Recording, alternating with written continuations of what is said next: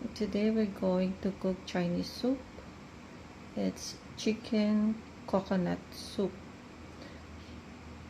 These are all what we need: dried scallop, sliced ginger, dried yam, almond nuts, one whole chicken, it's already parboiled, one whole coconut, and pork bones or the melon quat.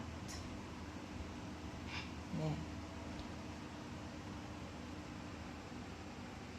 Guys, if you are new in my channel, you can like and share my video. Please subscribe and don't forget to click the notification button. For more videos uploaded, you will be notified. Thank you guys. This soup we are going to cook for 3 hours. And now our big pot for soup is ready. We will now put them all together. First,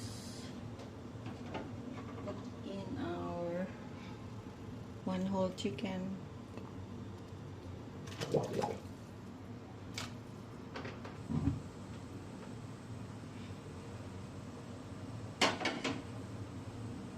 Pork bone.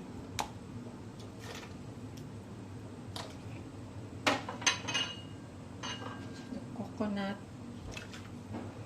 The coconut, I poke it into like this. So this is one whole coconut. I already poke and cut into like this sizes.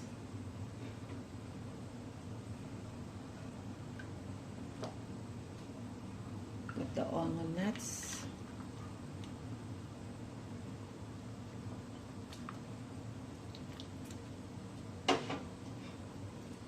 Dried yam.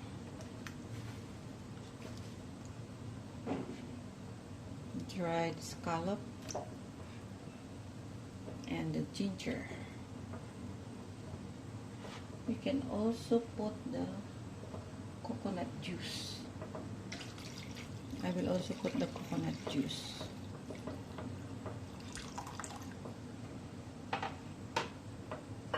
Okay. Let's cover it and boil for 3 hours. First, 45 minutes for the high fire. After 45 minutes, we will put in the medium fire for 30 minutes, and then the left time will be slow fire.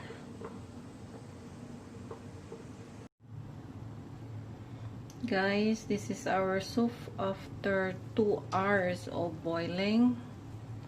Yes, looks so yummy.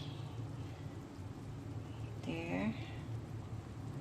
So we still have 1 hour boiling, so we will cover it and put in the low fire. Let's put in the low fire. Okay, we'll get back after 1 hour again.